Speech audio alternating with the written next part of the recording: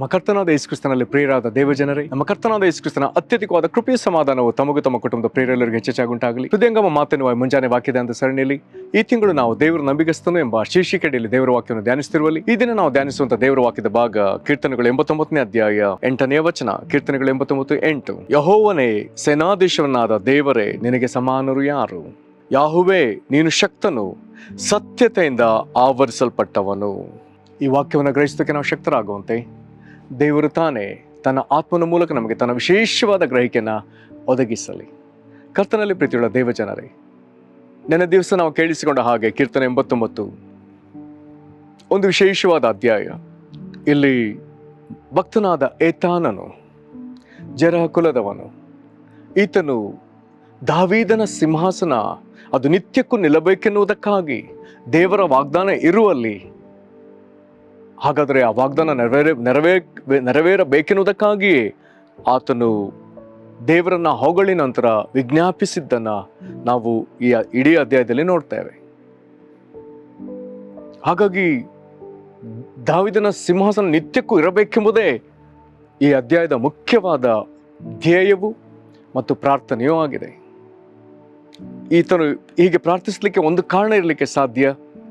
ಬ್ಯಾಬಿಲೋನಿಯರು ಯಹೂದ್ಯರ ಮೇಲೆ ದಂಡೆತ್ತಿ ಬಂದಾಗ, ಯಹೂದದ ಅರಸರನ್ನು ಅವರು ಸೆರೆ ಹಿಡಿದುಕೊಂಡು ಹೋದಾಗ, ಇನ್ನೂ ದಾವೀದನ ಸಿಂಹಾಸನದ ಮೇಲೆ ಕೂರತಕ್ಕ ಅರಸರುಗಳು ಅದರ ನಂತರದಲ್ಲಿ ಯಾರು ಹೇಗೆನ್ನುವಂಥ ಪ್ರಶ್ನೆ ಒಂದು ವೇಳೆ ಉದ್ಭವಿಸಿರುವುದಾದರೆ, ಹಾಗಾದರೆ ನೀನು ಮಾತು ಕೊಟ್ಟಂತೆ, ಕಾರಣ 3ನೇ ವಚನದಲ್ಲಿ ನಾವು ನೋಡ್ತೇವೆ, ನೀನು ನುಡಿದಿದ್ದೇನೆಂದರೆ, ನಾನು ಆರಿಸಿಕೊಂಡ ಸೇವಕನಾದ ದಾವೀದನ ಸಂಗಡ ಒಡಂಬಡಿಕೆಯನ್ನು ಮಾಡಿಕೊಂಡು ಆಣೆ ಇಟ್ಟು ಶಾಶ್ವತವಾಗಿ ನಿನ್ನ ಸಂತತಿಯನ್ನು ಸ್ಥಾಪಿಸುವೆನು, ತಲಾಂತರಗಳಿಗೂ ನಿನ್ನ ಸಿಂಹಾಸನವನ್ನು ಸ್ಥಿರಪಡಿಸುವೆನು ಎಂದು ಹೇಳಿದ್ದೇನೆ ಎಂಬುದೇ.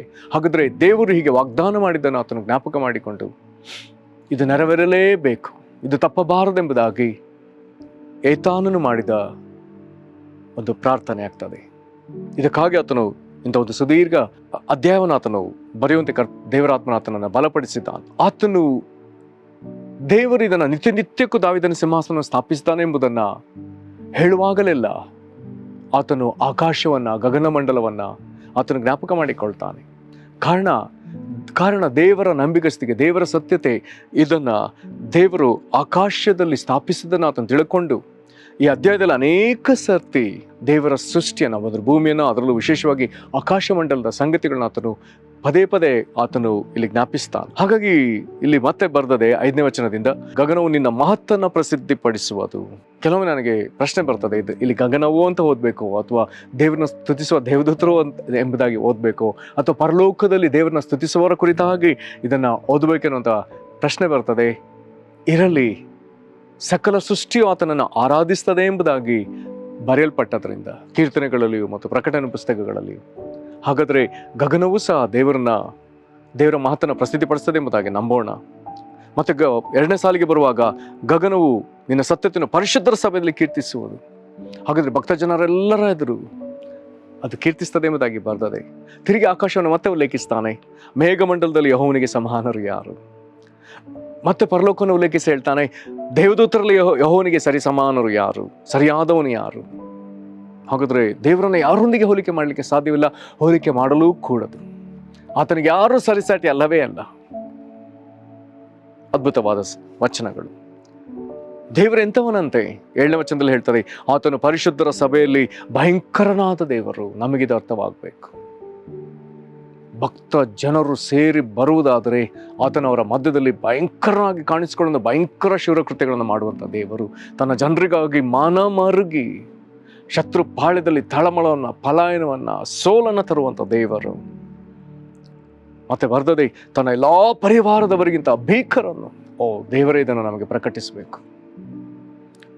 ಆತನೆದುರು ಯಾವುದು ನಿಂತು ಸಹಿಸಿಕೊಳ್ಳಿಕ್ಕಾಗ್ತದೆ? ಸಾಧ್ಯವಿಲ್ಲವಲ್ಲ. ದೊಡ್ಡ ದೊಡ್ಡ ಬೆಟ್ಟಗಳು ಸೇನಾಧೀಶನಾದ ಯೆಹೋವನೆದುರು ಮೇಡದಂತೆ ಕರಗಿ ಹೋಗ್ತದೆ ಎಂಬುದಾಗಿ ಬರ್ತದೆ ಅಲ್ಲ. ದೇವರಿಗೆ ಸ್ತೋತ್ರ. ಈಗ ಆತನು ತಿರುಗಿ ಪ್ರಶ್ನೆಯೊಂದಿಗೆ ದೇವರ ಮುಂದೆ ಬರ್ತಾನೆ. 8ನೇ ವಚನದಲ್ಲಿ, ಯೆಹೋವನೇ, ಸೇನಾಧೀಶನಾದ ದೇವರೇ, ನಿನಗೆ ಸಮಾನರು ಯಾರು? ಈಗ ದೇವರಿಗೆ ಸಮಾನರು ಯಾರೂ ಇಲ್ಲದ ಕಾರಣ ದೇವರನ್ನು ಸೇನೆಗಳ ಅಧಿಪತಿಯಾಗಿರುವಂಥ ಅಧಿರಾಜನು, ಅಧೀಶ್ವರನಾದಂಥ ಈ ದೇವರಿಗೆ ಈಗ ಈತನು ಹೇಳ್ತಿದ್ದಾನೆ, ನಿನಗೆ ಸಮಾನರು ಯಾರು? ಇದನ್ನು ಹೇಳಿ ಈಗ ದೇವರ ನಂಬಿಗಸ್ತಿಕೆಯನ್ನು ಭಯಂಕರವಾಗಿ ಆತನು ಇಲ್ಲಿ ಉಲ್ಲೇಖಿಸ್ತಾನೆ. ಯಾರಿಗೂ ಸಮಾನವಿಲ್ಲದೆ ತನ್ನೊಬ್ಬನೇ ಅದ್ವಿತೀಯನಾಗಿ ನಿಲ್ಲುವಂಥ ದೇವರು ಈಗ ಈತನನ್ನು ಏನು ಸುತ್ತುವರೆದಿದೆ ಎಂಬುದಾಗಿ ಹೇಳುವಾಗ ಈತನು ದೇವರ ನಂಬಿಗಸ್ತಿಕೆಯನ್ನು ಆತನು ಬರೀತಾನೆ. ಆ ವಾಕ್ಯ ಹೇಗೆ ಹೇಳ್ತದೆ? ಯಾಹುವೇ, ನೀನು ಶಕ್ತನು, ಸತ್ಯತೆಯಿಂದ ಆವರಿಸಲ್ಪಟ್ಟವನು. ಎಂಥ ಭಯಂಕರವಾದ ವಿಷಯ. ದೇವರನ್ನ ಏನು ಆವರಿಸಿದೆ ಎಂಬುದನ್ನ ಒಂದು ವೇಳೆ ನಮಗೆ ಯಾರಾದ್ರೂ ಪ್ರಶ್ನೆ ಕೇಳಿದ್ರೆ ನಮಗೆ ಹೇಳಲಿಕ್ಕೆ ಗೊತ್ತಿಲ್ಲ. ದೇವರಿಗೆ ಸ್ತೋತ್ರ. ದೇವರಿಂದ ಕಣ್ಣು ತೆರೆಯಲ್ಪಟ್ಟ ಭಕ್ತನಲ್ಲಿ ಹೇಳ್ತಿದ್ದಾನೆ, ದೇವರನ್ನ ಶಕ್ತನೋ ಎಂಬುದಾಗಿ ಕರೀತಿದ್ದಾನೆ. ಆತನು ಹೇಳ್ತಾನೆ, ಸತ್ಯತೆಯಿಂದ ನಂಬಿಗಸ್ತಿಕೆಯಿಂದ ಆತನು ಆವರಿಸಲ್ಪಟ್ಟಿದ್ದಾನೆ. ಹಾಗಾದ್ರೆ ಯಾರಿಗಾದ್ರೂ ಕೆಡುಕು ಮಾಡುವಂಥದ್ದು ದೇವರಿಗೆ ಸಾಧ್ಯವಿಲ್ಲದ ವಿಷಯ. ಯಾಕೆ ಮಾತನ್ನ ನಾನು ಹೇಳ್ತೇನೆ ಎಂಬುದಾಗಿ ಹೇಳಿದ್ರೆ, ಒಂದು ವೇಳೆ ನಿಮ್ಮ ಮಕ್ಕಳನ್ನ, ನಿಮ್ಮ ಪುಟ್ಟ ಮಕ್ಕಳನ್ನ, ನಿಮ್ಮ ಯಾವುದೋ ಒಂದು ಜವಾಬ್ದಾರಿ ನಿಮಿತ್ತ ಅವ್ರನ್ನ ಕೆಲವೊಮ್ಮೆ ಎಲ್ಲಿಯೋ ಬಿಟ್ಟು ಹೋಗ್ಬೇಕಾಗ್ತದೆ. ಆಗ ಆ ಮಕ್ಕಳನ್ನ ಯಾರೋ ಬಳಿಯೋ ನೀವು ಒಪ್ಪಿಸಿಕೊಟ್ಟು ಹೋಗ್ತೀರಿ. ನಿಮಗೆಷ್ಟೇ ಅವಶ್ಯವಾದಂಥ ಅಥವಾ ಎಷ್ಟೇ ಗಂಭೀರವಾದ ಸ್ಥಿತಿಯಲ್ಲಿ ನೀವಿದ್ರೂ ಸಹ ನಿಮ್ಮ ಮಗುವನ್ನು ಯಾರ ಬಳಿಯಲ್ಲಾದರೂ ಬಿಡುವಾಗ ಯಾರದೋ ಬಳಿಯಲ್ಲಿ ನೀವು ಬಿಡಲ್ಲ. ನಿಮಗೆಷ್ಟೇ ಜನರು ಪರಿಚಯವಿದ್ರು ನೀವು ಮೊದಲು ಅವರ ನಂಬಿಗಸ್ತರು ಅಪನಂಬಿಗಸ್ತರು ಎಂಬುದಾಗಿ ನೋಡ್ತೀರಿ. ಒಬ್ಬ ನಂಬಿಗಸ್ತರ ಬಳಿ ನಿಮ್ಮ ಮುದ್ದಾದ ಮಗುವನ್ನು ಕೊಟ್ಟು, ಈ ಮಗುವನ್ನು ಸ್ವಲ್ಪ ನಿಮ್ಮ ಬಳಿ ಇಟ್ಟುಕೊಂಡಿರ್ರಿ, ನಾವಿಲ್ಲೇ ಹೋಗಿ ಬರ್ತೇನೆ ಎಂಬುದಾಗಿ ಹೇಳಿ ಹೋಗ್ತೀರಿ.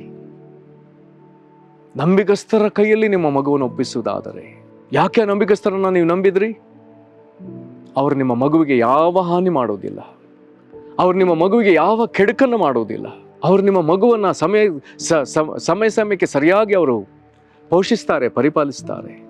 ನಿಮ್ಮ ಮಗು ಒಂದು ವೇಳೆ ಮಲಗುವುದಾದರೆ ಆ ಮಗುವನ್ನು ಸುರಕ್ಷಿತ ಸ್ಥಳದಲ್ಲಿ, ಒಳ್ಳೆಯ ನೆರಳಿನಲ್ಲಿ, ಒಳ್ಳೆ ತಂಪಾದ ಸ್ಥಳದಲ್ಲಿ ಆ ಮಗುವನ್ನು ಅವರು ಮಲಗಿಸ್ತಾರೆ. ನಿಮ್ಮ ಮಗುವಿಗೆ ಬೇಕಾದ ಎಲ್ಲ ಅವಶ್ಯಕತೆಗಳನ್ನು ಅವರು ಕಾಳಜಿಯಿಂದ ನೆರವೇರಿಸ್ತಾರೆ ಎಂಬುದಾಗಿ ನೀವು ನಂಬಿ ಅವರ ಕೈಯಲ್ಲಿ ನಿಮ್ಮ ಮಗುವನ್ನು ಬಿಟ್ಟು ಹೋಗುವುದಾದರೆ, ಅವರಿಂದ ನಿಮ್ಮ ಮಗುವಿಗೆ ಯಾವ ಕೆಡುಕು ಇಲ್ಲ ಅನ್ನೋದಾದರೆ, ನಿಮ್ಮ ದೃಷ್ಟಿಯಲ್ಲಿ ಅವರು ಬಹಳ ನಂಬಿಗಸ್ತರು. ಹಾಗಾದರೆ ದೇವರು ತನ್ನ ಸತ್ಯತೆಯಿಂದ ಆವರಿಸಲ್ಪಟ್ಟಿರುವುದಾದರೆ, ಆತನು ಹೇಗೆ ತಿರುಗಿದ್ರು ಆತನ ನಂಬಿಗಸ್ತಿಕೆ ಆತನ ಸುತ್ತಲಿರುವುದಾದರೆ, ಆತನು ನಿಮಗೆ ಕೆಡುಕು ಮಾಡುವ ದೇವರ ಅಲ್ಲವೇ ಅಲ್ಲ. ಆತನು ನಿಮಗೆ ನುಡಿದ ಒಂದೊಂದು ನುಡಿಗಳನ್ನ ತಪ್ಪದೆ ನೆರವೇರಿಸುವ ಆತನು. ದೇವರು ಯಾವಾಗಲೂ ತನ್ನ ಮಾತಿಗೆ ಬದ್ಧನಾದ ದೇವರು. ತಾನು ನುಡಿದ ಮಾತಿಗೆ, ವಾಗ್ದಾನಗಳಿಗೆ ಆತ ನಂಬಿಗಸ್ತನಾದ ದೇವರೆಂಬುದಾಗಿ ವಾಕ್ಯ ಘೋಷಿಸ್ತದೆ. ತಪ್ಪದೆ ನೆರವೇರಿಸುವ ಆತನು. ಭಕ್ತರುಗಳು ದೇವರ ಮುಂದೆ ಬರುವಾಗ, ನೀನು ಅಬ್ರಹಾಮ್, ಇಸಾಕ್, ಯಾಕೋಬರಿಗೆ ಮಾಡಿದ ವಾಗ್ದಾನವನ್ನ ನೀನು ನೆರವೇರಿಸಲೇಬೇಕು ಎಂಬುದಾಗಿ ಅನೇಕ ಭಕ್ತರು ದೇವರ ಮುಂದೆ ಮೊರೆ ಇಟ್ಟಿದ್ದಾರೆ. ದೇವರು ಪ್ರತಿ ಸಾರಿ ಅಬ್ರಹಾಮ್, ಇಸಾಕ್, ಯಾಕೋಬರನ್ನ ಜ್ಞಾಪಕ ಮಾಡಿಕೊಳ್ಳುವಾಗ, ಹೌದು ನಾನು ಅವರಿಗೆ ಮಾತು ಕೊಟ್ಟಿದ್ದೇನೆ, ಅವರ ಸಂತತಿಗೆ ನಾನು ಹೀಗೆ ನಡ್ಕೊಳ್ತೇನೆ ಎಂಬುದಾಗಿ ಹೇಳಿದ್ದೇನೆ, ನಾನು ಹಾಗೇ ನಡ್ಕೊಳ್ತೇನೆ ಎಂಬುದಾಗಿ ದೇವರು ಇಂದಿನವರೆಗೂ ಹೆಚ್ಚು ಕಡಿಮೆ ಅಬ್ರಹಾಮ್, ಇಸಾಕ್, ಯಾಕೋಬರಿಗೆ ಆತನು ವಾಗ್ದಾನ ಕೊಟ್ಟ ಸಮಯದಿಂದ ಇಂದಿನವರೆಗೂ ಅದು 4,000 ವರ್ಷದ ಚರಿತ್ರೆ ಆಗ್ತದೆ ಮನುಷ್ಯರ ಚರಿತ್ರೆಯಲ್ಲಿ. ಇಂದಿನವರೆಗೂ ದೇವರು ನಂಬಿಗಸ್ತಾನೆ. ಕರ್ತನಲ್ಲಿ ಪ್ರೀತಿಯುಳ್ಳ ದೇವ ಜನರೇ, ದೇವರು ಸತ್ಯತೆಯಿಂದ ಆವರಿಸಲ್ಪಟ್ಟವನು, ನಂಬಿಗಸ್ತಿಕೆಯಿಂದ ಆವರಿಸಲ್ಪಟ್ಟವನು. ಇಂಥ ನಂಬಿಗಸ್ತನಾದ ದೇವರು ನಮಗೆ ದೊರಕಿದ್ದಾನೆ. ಆತನು ದಾವೀದನ ಮನೆತನಕ್ಕೆ ಆತನು ನಂಬಿಗಸ್ತನು. ದಾವೀದನ ಸಿಂಹಾಸನದ ಮೇಲೆ ದಾವೀದನ ಕುಮಾರನನ್ನ ಕುಳ್ಳಿರಿಸುವುದರಲ್ಲಿ ಆತ ನಂಬಿಗಸ್ತನು.